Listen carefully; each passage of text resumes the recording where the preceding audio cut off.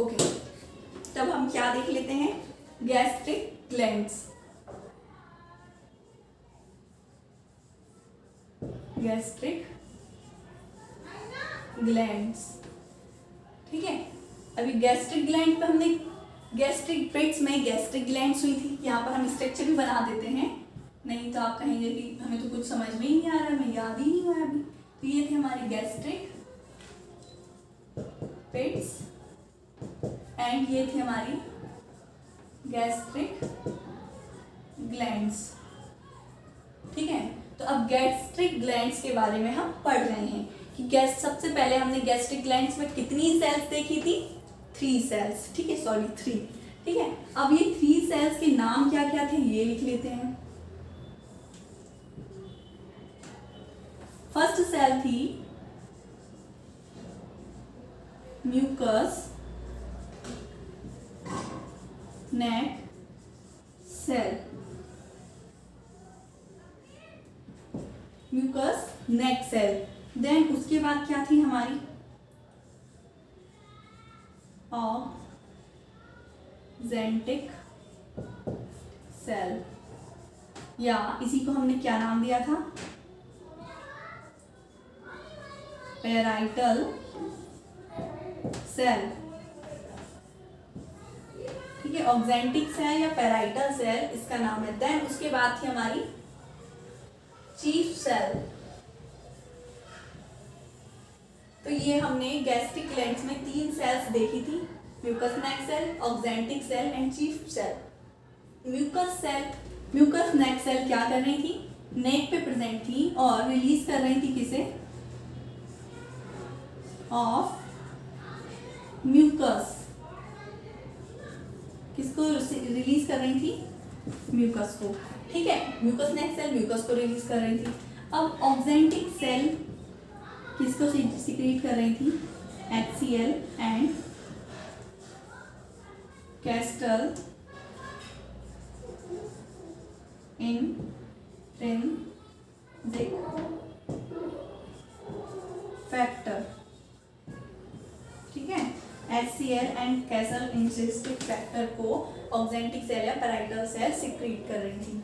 Chief cell जो सबसे important थी सारी गैस्ट्रिक ग्लैंड्स में जो प्रेजेंट सेल थी उनमें से, ठीक है। तो अब ये चीफ सेल इंपॉर्टेंट है तो क्या करेगी, कौन सा एंजाइम सिक्रीट कर रही है, ऐसा जैसे हम इंपॉर्टेंस बोल रहे हैं, ठीक है। तो आइए हम देख लेते हैं। एक तो हमारा आपने नाम सुना होगा पेप्सिनोजेन, जो क्या है, एक अनएक्टिव एंजाइम है जो एक्टिव एंजाइम में कन्वर्ट हो जाता है, उसे क्या बोलते हैं, पेप्सिन। पेप्सिन का नाम तो आपने बहुत पहले सुन लिया होगा। पेप्सिन क्या करता है, प्रोटीन्स का डाइजेशन करता है, प्रोटीन को ब्रेक करता है, ये चीज समझ में आई। तो इसलिए इसे हम इंपॉर्टेंट बोलेंगे क्योंकि प्रोटीन का ब्रेकडाउन बहुत जरूरी है हमारी पूरी बॉडी में, ठीक है। तो इसे बोलेंगे पेप्सिनोजेन, ठीक है। फर्स्ट कौन सा है, पेप्सिनोजेन। सेकेंड क्या कर रही थी, सेकेंड ये हमारी बॉडी में सिक्रीट कर रही थी कौन सा एंजाइम, पेप्सिनोजेन तो एक हो गया, सेकेंड है हमारा गैस्ट्रिक लाइपेज, ठीक है।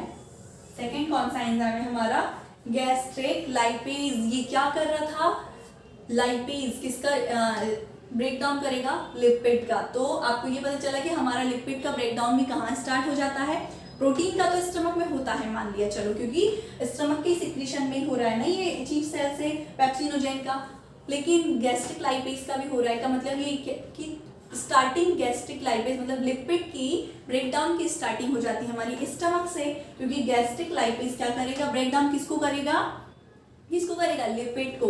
अब लिपिड क्या है, कैसे ब्रेकडाउन करेगा, ये तो मुझे समझ में नहीं आया। आइए हम इसको भी देखेंगे, ठीक है। और थर्ड हमारा है एंजाइम रेनिन, ठीक है। तो आपको कंफ्यूज नहीं होना, एक रेनिन में डबल एन है जो यहाँ पर सिक्रीट होगा, एक में एक एन है जिसे रेनिन जो हमारी किडनी वाले पूरे सिस्टम में है, ठीक है। तो ये चीज समझ में आई। ये जो चीफ सेल है हमारा पेप्सिनोजेन को सिक्रीट कर रहा है एंड गैस्ट्रिक लाइपेज को एंड रेनिन को, ये तो 3 एंजाइम्स को, इसलिए इसे एंजाइमेटिक सेल्स या एंजाइम सेल या चीफ सेल मतलब इम्पोर्टेंट सेल के नाम से जाना जाता है। ठीक है, तो आपने ये समझ लिया होगा, इसका स्क्रीनशॉट भी ले लिया होगा, है ना। तो अब हम देखेंगे इनके फंक्शंस। ठीक है,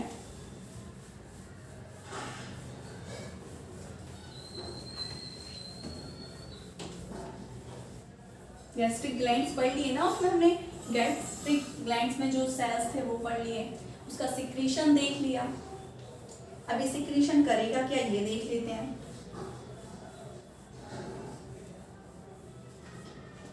आइए अब डाल लीजिए क्या functions of enzymes, functions of enzymes मतलब एंजाइम के फंक्शन। ठीक है, एंजाइम का क्या क्या फंक्शन है, सबसे पहले हम देख लेंगे ऑक्जेंटिक सेल से जो सिक्रीट हो रहा था, कौन सा, पहला तो HCl, कौन सा HCl, देन उसके बाद कौन सा रिलीज हो रहा था, कैस्टल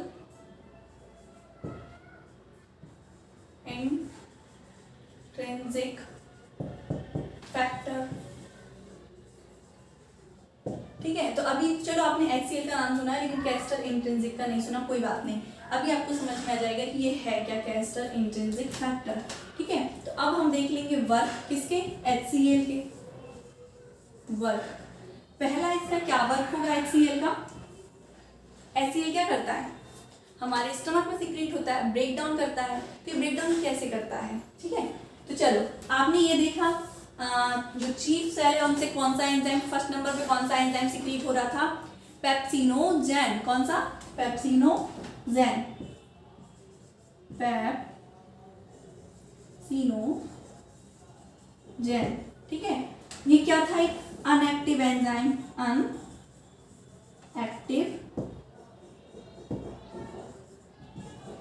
एंजाइम। ठीक है, जो पेप्सिनोजेन था वो अनएक्टिव एंजाइम था जो सिक्रीट हो रहा था चीफ सेल से, किससे, चीफ सेल से।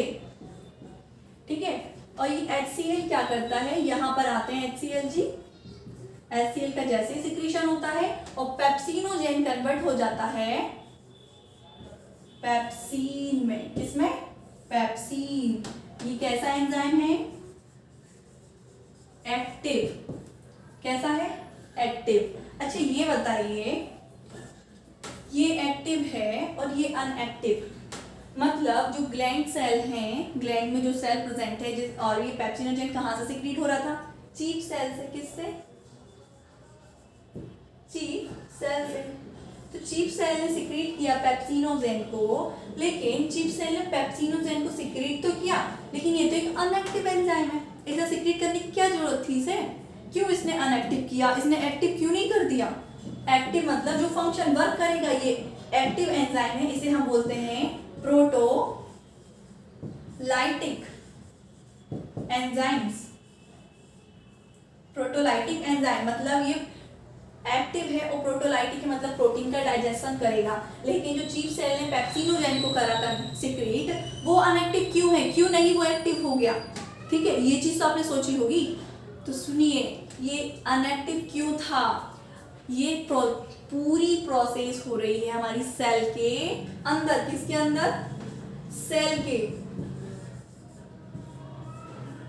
ठीक है, अब जब चीफ सेल क्या करेगी, पेप्सिनोजेन को कन्वर्ट तो करेगी, लेकिन अगर वो अनएक्टिव की जगह एक्टिव को कन्वर्ट कर देगी तो क्या होगा, एक्टिव मतलब जो डाइजेशन करे। अब वो जब वो डाइजेशन स्टार्ट करेगा तो वो तो सेल को ही डाइजेस्ट कर लेगा, मतलब सेल को ही खा लेगा भाई, उसको ही तोड़ देगा, लेकिन हमें ये नहीं कर पाना है, समझ में आया, हमें सेल का डाइजेशन नहीं करना है, हमें प्रोटीन का डाइजेशन करना है। इसीलिए चीफ सेल ने पेप्सिनोजेन को कन्वर्ट किया, जो अनएक्टिव मतलब रिलीज किया, जो अनएक्टिव एंजाइम था। तो अब जब ये सिक्रीट हो गया तो देखो सेल से बाहर निकला, इससे क्या हुआ, सेल बच गई मरने से। ठीक है, फिर HCl रिलीज हुआ, तो HCl का क्या फंक्शन था, इसने अनएक्टिव एंजाइम मतलब पेप्सिनोजेन को एक्टिव में कन्वर्ट किया, जिसे पेप्सिन बोल रहे थे, और ये एक प्रोटोलाइटिक एंजाइम था। ये चीज समझ में आई। देन ये HCl का फर्स्ट फंक्शन है कि पेप्सिनोजेन को कन्वर्ट करेगा पेप्सिन में, कौन? HCl, ठीक है। दूसरा फंक्शन है, ये क्या करेगा? किल ऑफ बैक्टीरिया, ठीक है, मतलब ये बैक्टीरिया को मारेगा। तीसरा फंक्शन, HCl क्या करता है? बैक्टीरिया को मारेगा। तीसरा फंक्शन हमारा क्या है? हम कुछ भी ऐसी चीज खाते हैं जिसमें आयरन रहता है, फॉर एग्जाम्पल हम पालक ही खाते हैं, तो जो आयरन होता है इन सब चीजों में वो Fe3+ के फॉर्म में होता है, लेकिन हमारी बॉडी Fe3 को डाइजेस्ट नहीं कर पाती, इसलिए ये जो HCl होता है, कौन? HCl, वो क्या करता है? Fe3 को तोड़ देता है Fe2 में, और हमारी बॉडी में इसी का डाइजेशन होता है। ये चीज समझ में आई? तो HCl के कितने इंपॉर्टेंट फंक्शन है हमारी बॉडी में, ठीक है। मतलब HCl नहीं होगा तो पेप्सिनोजेन कन्वर्ट नहीं होगा पेप्सिन में, और जब पेप्सिन में पेप्सिनोजेन कन्वर्ट नहीं होगा तो प्रोटीन का डाइजेशन कैसे होगा, ठीक है। दूसरा, ये बैक्टीरिया को मारेगा। HCl क्या करता है? हमारी बॉडी में बैक्टीरिया जो होते हैं उनको मार डालता है, अगर ये नहीं होगा तो बैक्टीरिया हो जाएंगे ना बॉडी में, एंड देन ये Fe3 को Fe2+ में कन्वर्ट कर देता है। तो ये किसका फंक्शन था? हमारा HCl का, ठीक है। अब दूसरा जो फैक्टर रिलीज हो रहा था हमारा ऑक्जेंटिक सेल से, पहला तो HCl हो गया ऑक्जेंटिक सेल से, दूसरा था castle intrinsic protein, sorry factor, ठीक है। तो ये क्या करेगा? ये कुछ नहीं करता, मतलब कुछ तो करता है, ऐसी थोड़ी है। कैस्टल इंट्रिंसिक फैक्टर, अब बताइए खुद, ये हमारी बॉडी में रिलीज हो रहा है, मतलब सिक्रीट हो रहा है, तो क्या जो चीज हमारी बॉडी में सिक्रीट होती है वो विटामिन हो सकती है? हो सकती है? नहीं, ठीक है। तो ये जो होता है कैस्टल इंट्रिंसिक फैक्टर, ये सिक्रीट होता है, क्यों? ताकि ये कैस्टल एक्सट्रिंसिक फैक्टर को डाइजेस्ट कर सके, ठीक है। और ये क्या है? कैस्टल एक्सट्रिंसिक फैक्टर, ये एक विटामिन है, ठीक है। तो कैस्टल एक्सट्रिंसिक फैक्टर को डाइजेस्ट करने के लिए, मतलब विटामिन को लेने के लिए कैस्टल इंट्रिंसिक फैक्टर रिलीज होता है। तो इंट्रिंसिक और एक्सट्रिंसिक में बहुत ज्यादा डिफरेंस है, आप ये मत कर देना कि कैस्टल एक्सट्रिंसिक फैक्टर रिलीज होता है, no, Castle intrinsic factor release होता है, किसको? कैस्टल एक्सट्रिंसिक फैक्टर को एब्जॉर्ब करने के लिए बॉडी में, जो एक विटामिन है, ठीक है। तो ये भी आपको समझ में आ गया। अब सेकंड हमारा क्या था? हमने ऑक्जेंटिक सेल तो पढ़ लिया, ओके। अब हमारी क्या है? चीफ सेल, ठीक है। अब हम पढ़ेंगे चीफ सेल का फंक्शन, वो चीफ सेल कौन कौन सा एंजाइम सिक्रीट कर रही थी, ठीक है। तो चीफ सेल पहले तो हम बना लेते हैं। चीफ सेल, ठीक है। चीफ सेल किसको सिक्रीट कर रही थी? पहला पेप्सिनोजेन, दूसरा क्या था? गैस्ट्रिक लाइपेस,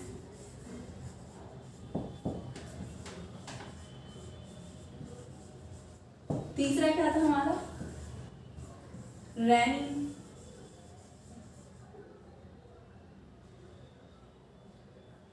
ठीक है।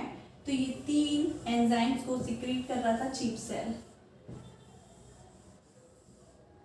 तो अब देखिए पेप्सिनोजेन क्या कर रहा है, पेप्सिनोजेन का फंक्शन देखेंगे। पहला क्या था? पेप्सिनोजेन, ठीक है। तो ये पेप्सिनोजेन क्या था? अनएक्टिव एंजाइम, जो कन्वर्ट हो रहा था पेप्सिन में। ये देखा है ना आपने, ये कौन सा एक्टिव है? एक्टिव एंजाइम है, किसकी प्रेजेंट में? HCl की। ये तो HCl का फंक्शन था, लेकिन अब ये पेप्सिनोजेन क्यों सिक्रीट हुआ? पेप्सिन में कन्वर्ट हो गया, अब इसका फंक्शन क्या है, ठीक है। तो ये क्या करेगा? पेप्सिनोजेन कन्वर्ट हो गया, पेप्सिन में जो एक एक्टिव एंजाइम है, ये जो पेप्सिन है, पेप्सिन वो क्या करेगा? ये एक एंजाइम है एक्टिव वाला। तो आइए इसको देखें हम। प्रोटीन देखा है,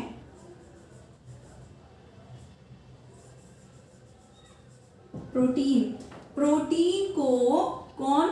पेप्सिन, पेप्सिन क्या करेगा, प्रोटीन को तोड़ देगा किसमें, पेप्टाइड में।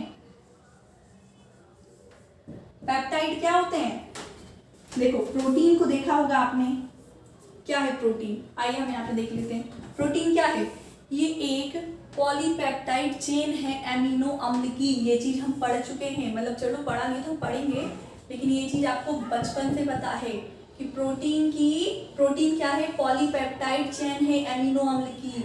मतलब बहुत सारे एमिनो अम्ल कलेक्ट होके एक लंबी सी चेन बना देते हैं, इसे बोलते हैं प्रोटीन। ठीक है, इसे पॉलीपेप्टाइड क्यों बोलते हैं, क्योंकि ये एमिनो अम्ल की तो बनी है। एमिनो अम्ल कलेक्ट होके पेप्टाइड बनाते हैं, पेप्टाइड बहुत सारे जुड़ जुड़ के क्या बना लेते हैं, पॉलीपेप्टाइड चेन, जिसे हमने क्या नाम दिया, पॉलीपेप्टाइड को क्या नाम दिया हमने, प्रोटीन। ठीक है, तो ये जो प्रोटीन है मतलब एमिनो अम्ल की पॉलीपेप्टाइड चेन है। यहाँ पे एमिनो अम्ल ऐसे बहुत सारे हैं जिसे हम पॉलीपेप्टाइड चेन बोल रहे हैं। तो ये पेप्सिन क्या करेगा, एमिनो अम्ल की पॉलीपेप्टाइड चेन को छोटी छोटी चेन में तोड़ देगा। ठीक है, छोटी छोटी चेन में तोड़ देगा। ठीक है, तो ये छोटी छोटी चेन है, इन्हीं को हम क्या बोलेंगे, पेप्टाइड। ये चीज समझ में आई आपको, क्या फंक्शन है, पेप्सिन ने प्रोटीन को तोड़ दिया पेप्टाइड में। ठीक है, दूसरा क्या करेगा, ये तो हमारा किसका हो गया, पेप्सिन का फंक्शन। और दूसरा हमारा फंक्शन क्या है, गैस्ट्रिक लाइपेज का देख लेते हैं हम। ठीक है, आपको ये नोट करते जाना है और सारे फंक्शंस नंबर से लिखते जाना है। ठीक है, दूसरा हमारा क्या है, गैस्ट्रिक लाइपेज, उसका मैं यहाँ पे बना रही हूँ। गैस्ट्रिक लाइपेज क्या करता है, ये भी एक एंजाइम है, क्योंकि एंजाइमेटिक सिक्रेशन स्लीप सेल करता है। ये क्या करेगा, आपने लिपिड देखा है, लिपिड। ठीक है, तो जो गैस्ट्रिक लाइपेज है वो लिपिड को तोड़ देगा किसमें, डाइग्लिसराइड। किसमें, डाई, जगह नहीं है यहाँ पर, चलो अच्छा हम यहाँ पर ही बना लेते आएंगे। ये चीज समझ में आई, ये तो हमने रफ कर दिया, आपने बना लिया होगा ऐसे। ये किसका, प्रोटीन का हो गया। अब दूसरा क्या है हमारा, गैस्ट्रिक लाइपेज। ठीक है, तो दूसरा देख लेते हैं हम, लिपिड। ठीक है, लिपिड को जो गैस्ट्रिक लाइपेज है, लाइपेज तो क्या करेगा, अब लिपिड होता क्या, पहले ये देख लेते हैं। लिपिड होता है ट्राइग्लिसराइड, मतलब एक ग्लिसरीन रहेगा और उसमें 3 फैटी एसिड के ग्रुप जुड़े रहेंगे, तो इसलिए इसे ट्राइग्लिसराइड बोलते हैं। ट्राइग्लिसराइड को ही हम लिपिड बोलते हैं। तो ये गैस्ट्रिक लाइपेज है, वो लिपिड मतलब ट्राइग्लिसराइड को तोड़ देगा किसमें, डाइग्लिसराइड में। मतलब उसका एक फैटी एसिड को रिमूव कर देगा साइड में और क्या बना लेगा, 2। देखो 2 है, 3 का मतलब होता है ट्राई, 2 का मतलब होता है डाई। ठीक है, तो इसे बोलेंगे डाइग्लिसराइड। ठीक है, ये चीज समझ में, ये हमारा गैस्ट्रिक लाइपेज का है। ठीक है, ये हमारा दूसरा हो गया। तीसरा क्या है हमारा, रेनिन। तो आइए हम रेनिन का देख लेते हैं। थर्ड है हमारा रेनिन। अच्छा, रेनिन क्या करता है, ये सिर्फ ये फंक्शन होता है बच्चों में। ठीक है, ये रेनिन जो है मिल्क को तोड़ देता है। मिल्क को कैसे तोड़ता है, मिल्क को, अब ऐसे थोड़ी मिल्क कैसे टूट सकता है, आप लोग ये सोच रहे होंगे। ठीक है, तो ऐसे नहीं, मिल्क में केसीन प्रोटीन होता है। कौन सा प्रोटीन, केसीन। ठीक है, तो केसीन को वो तोड़ता है कौन, रेनिन। ठीक है, तो अभी कैसे तोड़ता है, आइए हम देखते हैं। पहला, सबसे पहले क्या आता है हमारा, मिल्क। ठीक है, तो मिल्क को कैसे तोड़ता है ये, रेनिन। ठीक है, तो मिल्क में क्या होता है, कैसीन। ठीक है, तो ये किसको तोड़ेगा, मिल्क को नहीं, कैसीन को, मतलब वो मिल्क को ही ब्रेक कर रहा है। ठीक है, हम लिख लेते हैं कैसीन। ठीक है, तो कैसीन को कौन, रेनिन पहले क्या करेगा, डायरेक्ट नहीं तोड़ेगा, पहले ये तोड़ेगा ऐसे पैरा कैसीन में। ठीक है, पहले क्या करेगा ऐसे, कैसीन को रेनिन तोड़ देगा पैरा कैसीन में। देन फिर कौन आएगा, पेप्सिन, पेप्सिन क्या करेगा, इसको तोड़ देगा फिर प्रोटीन में। आई होप ये आपको चीज समझ में आई होगी। और ये बच्चों में क्यों होता है, आपने बच्चों को देखा होगा, वो दूध पीते हैं, ठीक है, जैसे दूध से उनका बॉटल निकला और वो कर्ड में आ जाता है, मतलब दूध अंदर गया और अंदर से जैसे ही दूध डाल देते हैं ना बच्चे, तो वो तुरंत ऐसे कर्ड कैसे बन जाता है, मतलब दही कैसे बन जाता है, क्योंकि बच्चों में ये रेनिन होता है। रेनिन जो एंजाइम होता है ये क्या करता है, कैसीन को सबसे पहले पैराकेसिन में ब्रेक करेगा और फिर पेप्सिन आके इसे प्रोटीन में तोड़ देगा। तो जब तक वो पैराकेसिन में आता है तभी वो बाहर आ जाता है, तो कर्ड फॉर्म में आ जाता है, ठीक है। अब हमारे अंदर रेनिन क्यों वर्क नहीं करता, हमारे अंदर क्या है, डाइजेस्ट करता है कैसीन को, मिल्क तो हम भी पीते हैं ना, तो उस मिल्क में भी कैसीन होगा, ये तो जनरली है, ठीक है। तो कैसीन कैसे टूटेगा, ये हमारे पैनक्रियाटिक सिक्रीशन, मतलब पैनक्रियास से जितने भी एंजाइम्स का सिक्रीशन होता है उनकी हेल्प से हमारा कैसीन टूटता है। तो आई होप आज आपने स्टमक के फंक्शंस, मतलब उसके एंजाइमेटिक सिक्रीशन को अच्छे से समझ लिया है, ठीक है। अब मैं इसे रफ कर देती हूँ।